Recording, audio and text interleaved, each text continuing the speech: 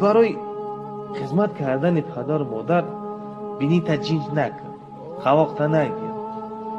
بعضی بچه ها هستن که بعضی جوانان هستن که به خاطر دوستاش و به خاطر رفیقاش گفی مادر را دپل میکنن. بعضی جوانان بیخیرت احمق هستن که از پیری پدر و مادرشون ایزا میکشن.